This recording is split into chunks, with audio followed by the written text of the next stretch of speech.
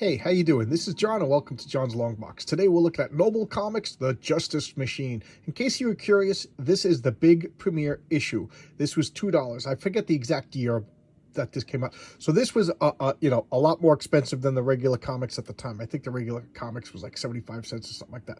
But look at this glorious cover. This is by John Byrne and Mike Gustovich. And I'm going to guess that this was 1984. And there's a reason why I picked that number, which is probably wrong. But look at this. This is glorious. Let's open it up and check it out. I hope this new setting is working out for everybody. Let me know. Give me some feedbacks. I never knew that this was an actual setting on my phone because I'm not a tech guy in the slightest. But let's look at the credits. Geez, is this not coming as Sue Fillmore, publisher, Mike Gustovich, art director? Yeah, I don't know if this is going to work, but here we go. Original cover by John Byrne, and these are the cast of characters. Let's look at this indicia. Noble Comics. Oh, geez, this is just not wanting to focus. 1981. So I was off by a couple of years. I said 1984. All right, there's a reason I guess people use the rectangles. The focus is off. Here we got a splash page. A splash page being the first page, usually one panel. Well, it has to be one panel to be a splash page. Usually it's the first page. So here we got the cast of characters. And I'm not going to talk about this particular comic so much as I'm going to talk about the Justice Machine in general. All right. This is Demon. Demon is like a super acrobat, super risky take a guy. And what I like about him is his weakness. I talked a lot at length about like weaknesses in superheroes. You know, and like I know people get mad at me when I say this, but I can't help the way I feel. Like the Green Lantern's the color yellow. You know, even Superman, kryptonite. You know, they've kind of made kryptonite a more cooler, better, logical weakness in recent years. But originally, it's just like magic rock. Superman's too powerful, magic rock. But his weakness is he's a drug addict. He is so obsessed with being in physical perfection. He's basically taking like a performance-enhancing steroid, and it's called Edge, and it's addictive. And when he comes down from it, it is devastating. He's almost like incapacitated, useless. But he does. It's like it's his secret shame. He won't let anybody know. And I just like it. So yes, this is that type of comic. It's not quite for color, but not quite gritty, realistic, modern day comics. So this is 1981. So this is pretty groundbreaking. This is Challenger. He's the leader. And what is his weak? Well, he's another one. He doesn't really have, he's just like a Captain America guy. So this guy would be like more like a Daredevil guy. He's more like a Captain America guy. He's the charismatic leader, military genius, super patriotic. But the problem is he's getting old now. So he's feeling his body start to break down from all the stunts and acrobatics and damage. Who is this? This is Diviner. This is his ex-wife. So they are a bickering couple. Like that formula works. If you guys remember the show Moonlighting. Will they bicker? Will they fight? Will they get back together again? They still love each other, but they just can't work it out. And Diviner's power is she has like super heightened senses. She could, she's like Daredevil in the fact that like all of her senses are heightened. But the catch is she's blind, and this suit has a bunch of sensors and gizmos and gadgets and doodads and whatever. And without this suit, she's blind and helpless. And who is this? This is Titan. Titan, he's young, he's naive, and he could grow to big heights. Not like colossal boy heights, but he could grow big and get strong. But he's kind of like a farm boy from Nebraska kind of thing. I just love all that. So again, here we got the team in action. Look at I got to pull out. I don't know if we can see this, but here is the actual credits. Mike Gustovich, William F. Loeb, Charlie Wallace, Bob Perry, and lettered by Gustovich also. Now, full disclosure, I love Mike Gustovich. I've always liked Mike Gustovich. I'm trying to remember my first exposure to him. Okay, now I remember. My first exposure to Mike Gustovich was the Justice Machine, but the Comico comic. I've said before that Comico was the first, or Comico, I don't know exactly how you're supposed to pronounce it, but Comico was the very first company besides Marvel or DC that I just became a fanboy of. And when I say a fanboy, I mean I was obsessed by it. I would just get anything that company put out. Now, keep in mind, sometimes things slip by the cracks. Sometimes I miss things. You know, my comic book store didn't order it or whatever, or low sales, so we didn't get a copy or whatever. But for the most part, if I saw Comico, I bought it. And so I got the Justice Machine. Now, I became obsessed with the comic book called The Elementals. And The Elementals, their first appearance was Texas Comics, I think it was, Justice Machine Annual #1. So I got the Justice Machine because it had, oh, you know what? It had my first appearance of the Thunder Agents that I got into, and the Elementals, and the Justice Machine. So that's a very important comic to me. I should showcase that. I really should. But anyway, so that's how I got into the Thunder Agents, the Justice Machine, and the Elementals was already into. And that's what got me into. So the Elementals got me into Comico. Comico got me into the Justice Machine, which got me to be a lifelong Mike Gustovich fan. How's that? I'm crazy. So this is them in action, and I like this. The story already started. We're seeing the team as a cohesive team. So we got Challenger in this hokey looking ray gun. He's got these goggles on, and Demon is he's. I always like that brash superhero guy. So he has to be the best. He has to show off everybody. He has to pick up the chicks, you know. And then when he's by himself, he's shooting himself up with this drug to keep himself going. So he's his own worst enemy.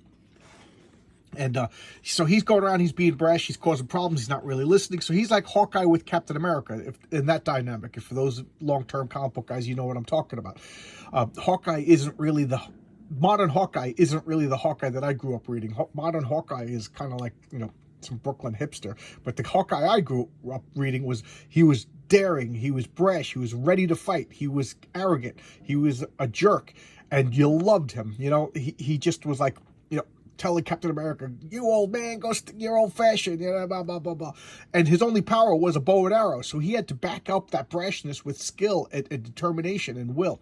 And that's what Demon is like. Great name for that, Demon. And because he has his inner demons. Just so good.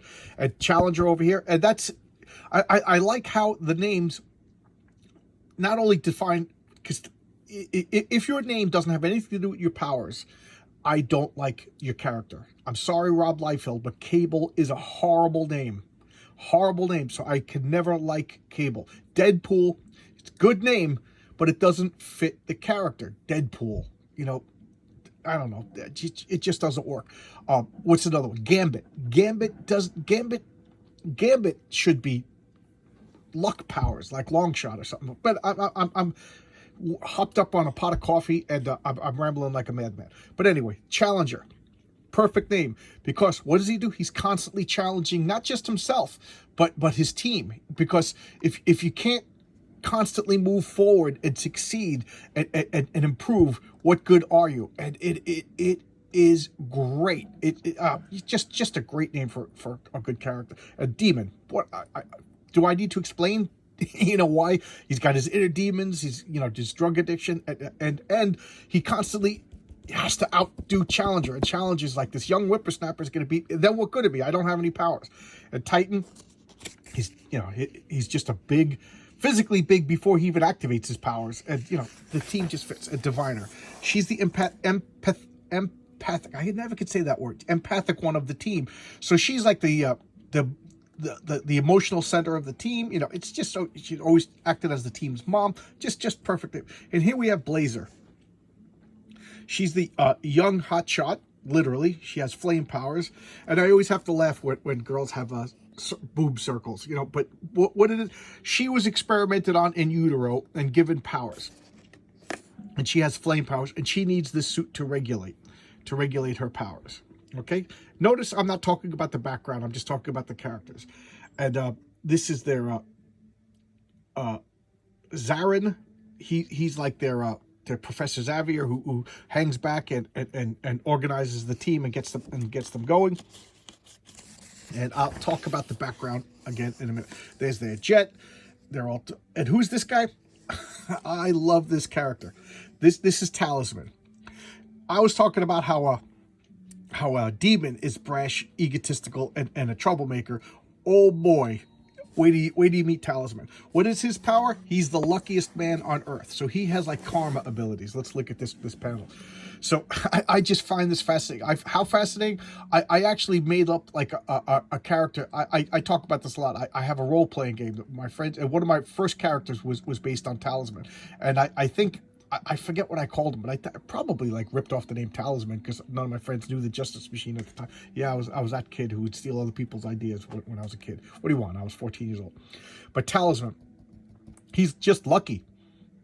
That is the coolest power. So he doesn't train. He back talks people. He doesn't pay attention. You know, but his luck and his charm gets him through everything.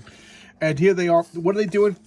They're transporting through a tunnel into New York City. Why did they have to do that? Here's where I'll talk about the background. Because they are from a planet called Jor-El. Jor-El. You get it? You get it? Jor-El. They are, and that's why I made the joke about 1984.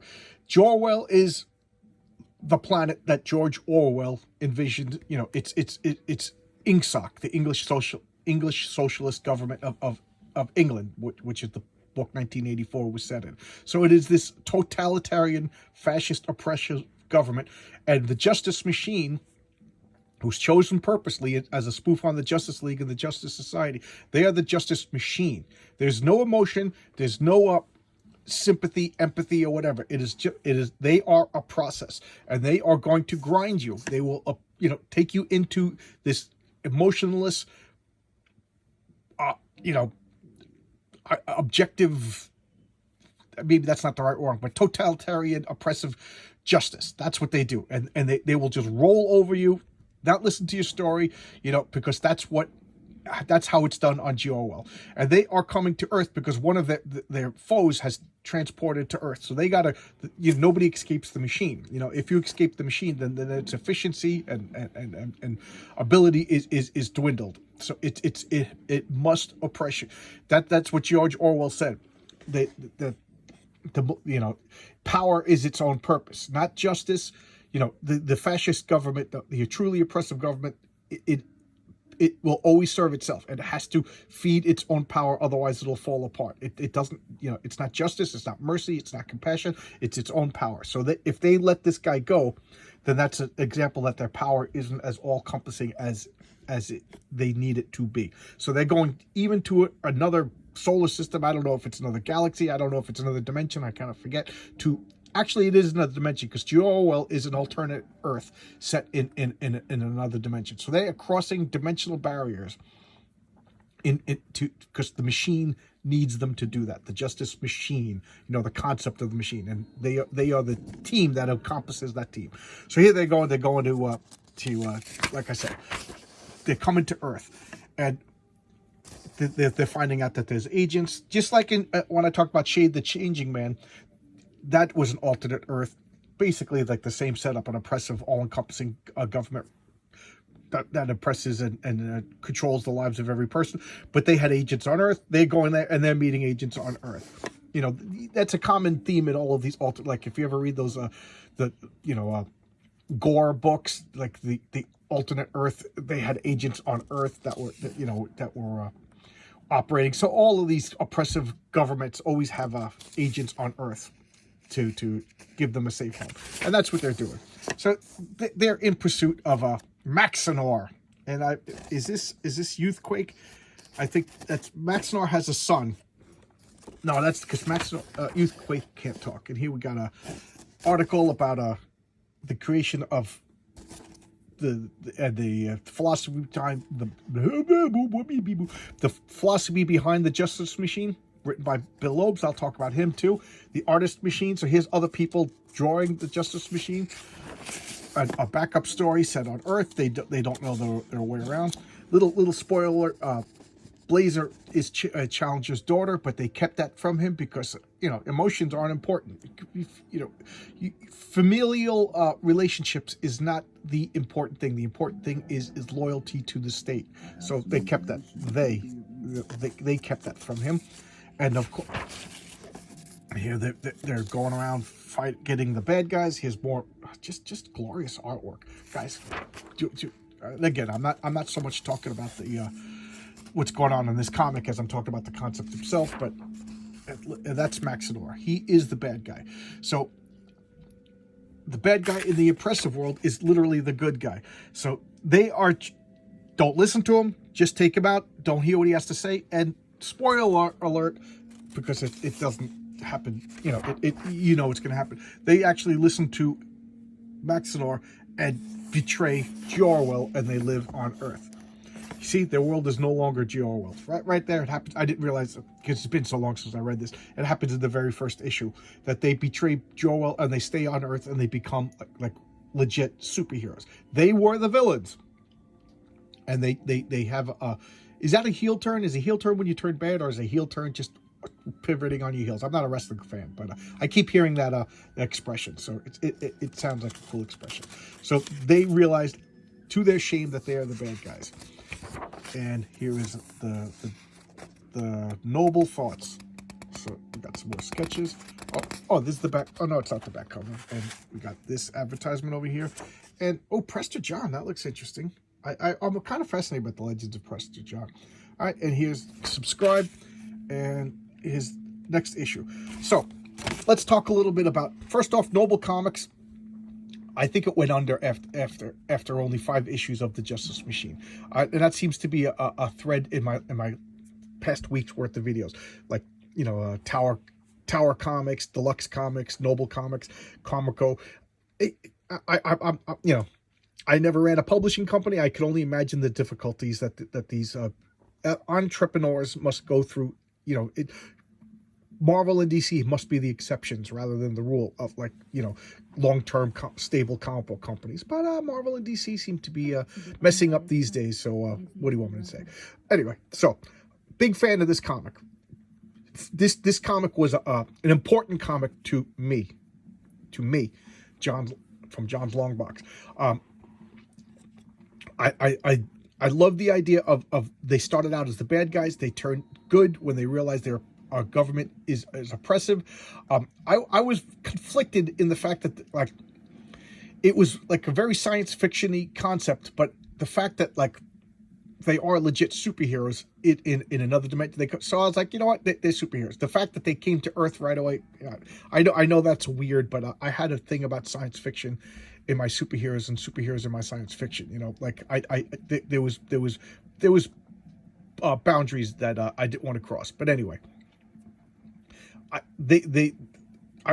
just love this. So this is 1981 when this came out. Geez, over 40 years ago. Oh my God, I just got a wave of old manness that washed over my creaky, dusty bones. But Mike Gustovich's art just improves. Oh my God, to the point where he's one of the why Marvel and DC aren't hiring this guy is just to their detriment. But I will say, RJ from the Fourth Age has hired Mike Gustovich to draw his Rampaging Thor comic that is now on Indiegogo. So go to Indiegogo, and if you thought this art was good, this is classic comic book art. Guys, beginners are hiring legends. Why? Because Marvel and DC got their heads up their ass. All right, I'll leave it at that.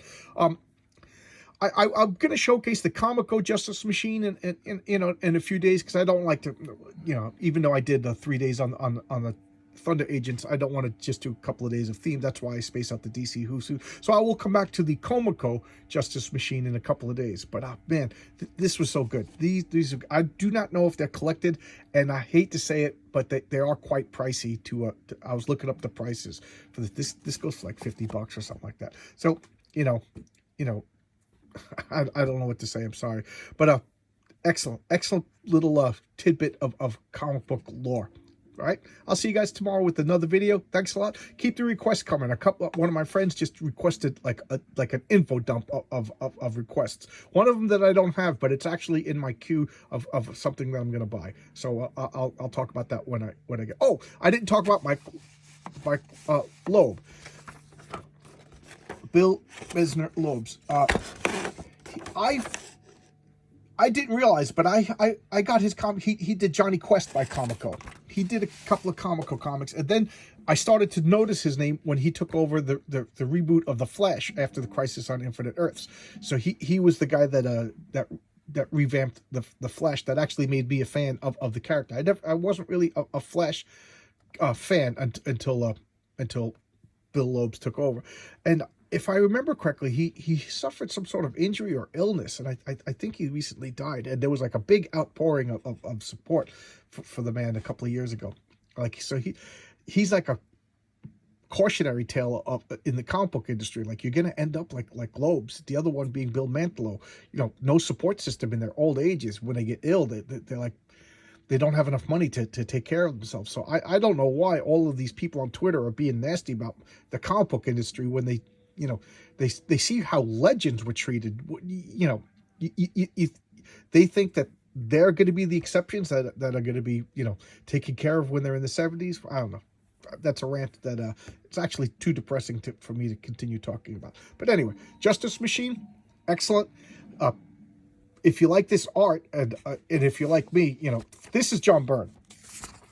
And keep in mind, this is the beginning of Gustovich. I like it, but it only gets better and better and better to the point, you know, this is 40 years ago, to the point where The Mighty Thor by RJ is the most current work of Mike Gustovich that I know about.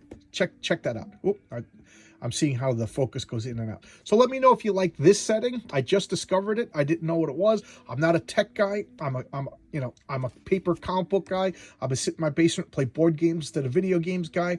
You know, I didn't even realize that on my smart TV I could hit things on my phone and watch my videos on my big TV. You know, I'm not a tech guy at all. I have to call up my friend Paul. Hi, Paul, to come and fix my computer whenever I have problems. So forgive me. Let me know. Do you like this, or should I go back to the other way? All right. And another question I wanted to ask you.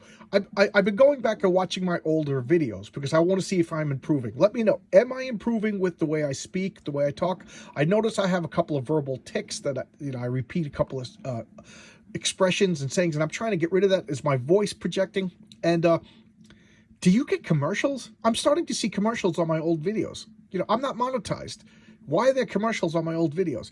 And one last question, if you guys don't mind, if you'll indulge me. How did you find out about my videos? Am I being promoted? Did you just stumble across me?